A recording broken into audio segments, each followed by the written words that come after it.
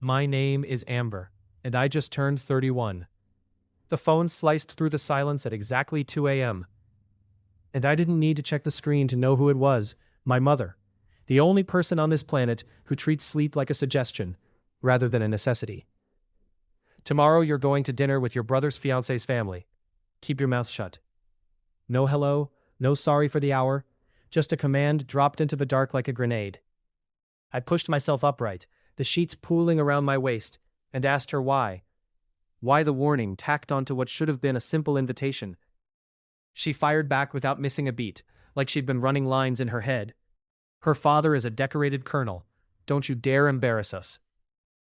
I let those words hang there, feeling the all-too-familiar weight of being treated like a ticking bomb instead of a daughter. I smirked into the darkness, even though she couldn't see it, and said, "Understood." Then I ended the call, the sheets pooling around my waist, and asked her why. Why the warning tacked on to what should have been a simple invitation? She fired back without missing a beat, like she'd been running lines in her head. Her father is a decorated colonel. Don't you dare embarrass us. I let those words hang there, feeling the all-too-familiar weight of being treated like a ticking bomb instead of a daughter. I smirked into the darkness, even though she couldn't see it, and said, "Understood." Then I ended the call, dropped back onto my pillow, genuinely curious about what catastrophic thing they thought I was capable of doing. My brother Holden had been engaged to a woman named Vivian for 3 months now. A woman whose father my family only ever mentioned in lowered voices and reverent whispers. Colonel Bennett Whitfield. Decorated. Respected. The kind of name that made people stand a little straighter just saying it. I'd never crossed paths with him. Honestly, I'd barely spent time with Vivian. Twice, max, 20 minutes each. Both times under my mother's hawk-like supervision, hovering like a director, terrified I'd go off script. And honestly, that part didn't sting anymore. I'd made peace with my role long ago.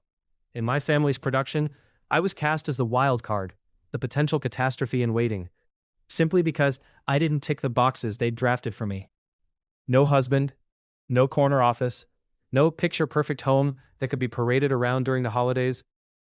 Just me, my modest apartment, and a low-key job that never came up at family gatherings because no one assumed it was worth asking about. The dinner took over a private event space downtown. One of those venues dripping with low gold lighting and a string quartet tucked into the corner like decorative furniture. I showed up in a simple navy dress, hair pinned back, nothing loud, because loud was its own brand of embarrassment in my mother's rulebook. She intercepted me at the entrance with a smile, so rehearsed it barely moved her features, hooked her arm through mine, and guided me toward the tables like she was transporting fragile cargo. Smile. Say hello. And for the love of everything, don't bring up the past. She muttered it under her breath, and I gave a small nod, because I'd already decided the easiest route through this evening was to blend into the background and let Holden have his spotlight. Holden looked genuinely happy. The kind of radiant happiness I hadn't seen on his face in years. For a split second, I allowed myself to feel glad for him without overcomplicating it with all the underlying tension. Vivian was warmer than I'd anticipated, gripping my hand and telling me she'd heard so much about me, which I seriously doubted, given how carefully my existence seemed to be edited out of any conversation that carried weight. I cycled through small talk with relatives I barely recognized, nodded along to tales about Holden's new promotion, and nursed exactly one glass of wine, because my mother's gaze kept locking onto me from across the room, like a leash she refused to drop. Then came the toasts. Holden's future father-in-law rose to his feet. Tall, broad in the shoulders, his uniform jacket pressed with such precision it looked capable of drawing blood. Medals marched across his chest in neat, deliberate rows, each one telling a story that most people in that room would never fully grasp. The colonel lifted his glass, opened with the expected warmth.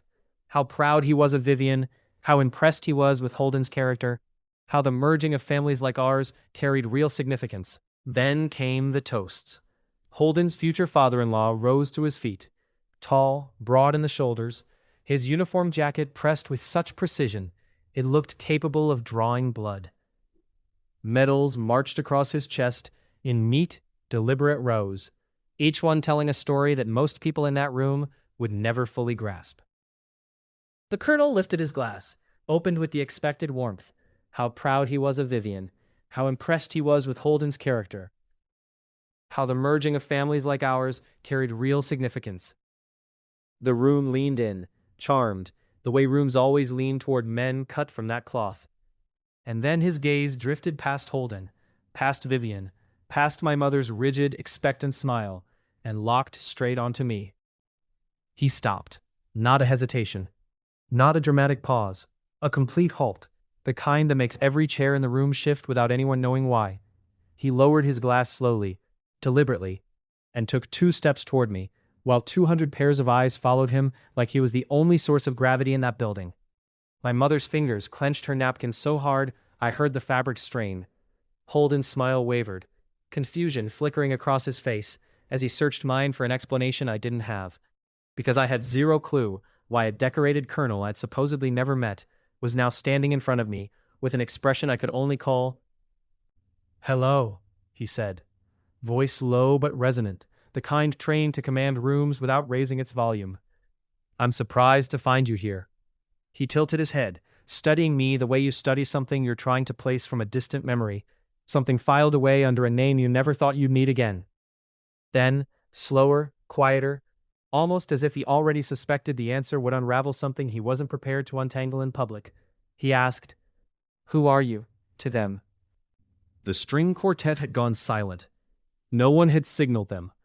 The room went utterly dead. That silence stretched long enough for me to hear ice melting in a glass 3 tables away. My mother's face had drained to the shade of the tablecloth, her mouth slightly parted, like she'd forgotten how language worked.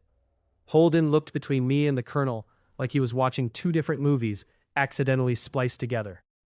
I placed my own glass down carefully, because my hands were surprisingly steady, and met Colonel Whitfield's eyes directly. "I'm Amber," I said. "Holden's sister." It wasn't the answer he was fishing for, and we both knew it. The corner of his mouth twitched, like a man savoring a private joke he wasn't ready to share. "Captain Amber Reyes," he said, slow and deliberate, resurrecting a name I hadn't heard spoken at a family function in over 6 years, a rank my own mother had never once acknowledged out loud. "Forward operations. 3 years ago, you briefed my unit before the extraction in the Eastern Corridor. You're the reason 11 of my men came home instead of 7. He delivered it flatly, without fanfare, the way men like him say things that most people spend their entire lives trying to earn the right to claim. My mother's napkin slid off her lap and hit the floor. No one bent to retrieve it. I hadn't planned on this room ever knowing that chapter. I left active duty 2 years earlier for reasons that belonged to me alone, sliding into a quiet civilian role that no one at my family's dinners ever bothered to probe, because I let them keep the version of me that was easiest to dismiss. It wasn't shame, it was exhaustion. Explaining myself to people who'd already drawn their conclusions felt like throwing a rock into a lake that had frozen solid. My mother liked her narratives clean, the disappointing daughter, the unpredictable risk she had to manage at events like this. That was simpler for her than the truth. That I'd spent years doing work she couldn't fathom, surrounded by men whose lives hinged on calls I made under conditions she'd never have to imagine. "You told me to keep my mouth shut tonight," I said, turning to her. And my voice came out calmer than I expected. Calm in the way you learn when panic stops being a useful tool. So I did. Around us, relatives who'd spent the evening glancing past me like I was part of the decor were now staring with that sharp attention that comes with rapid social recalibration. The mental math of people realizing they'd grossly miscalculated where the weight in this room actually sat. Vivian's hand had flown to her chest, her eyes darting between her father and me with a mix of confusion and slow dawning clarity. Holden hadn't spoken, but his eyes had gone glassy, like 6 years of half-truths were violently rearranging themselves behind them. The colonel turned to address the room, and his voice carried the same authority as his toast, except now it had a backbone that hadn't been there before. "I don't embarrass easily," he said, "but I'll tell you what does embarrass me.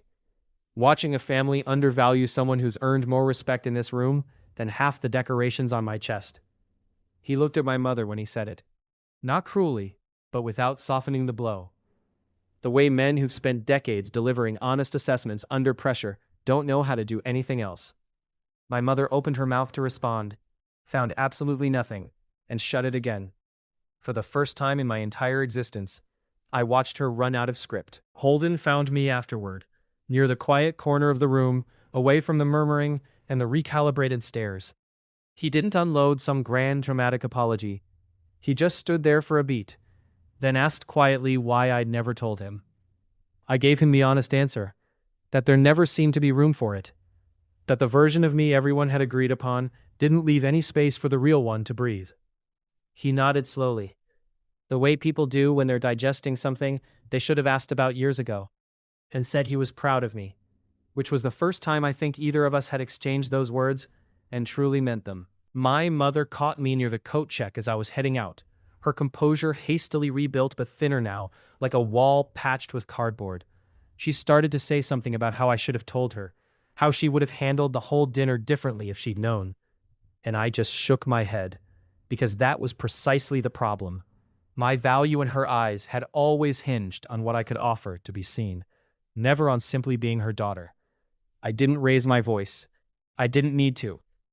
I just said goodnight and stepped out into the crisp air, feeling lighter than I had in years. That weightless feeling that comes from finally letting a room see you as you actually are, instead of who you'd quietly agreed to pretend to be. If this one hit close to home, smash that subscribe button and stick around for more stories like this. Because the truth has a way of surfacing no matter how long someone tries to bury it.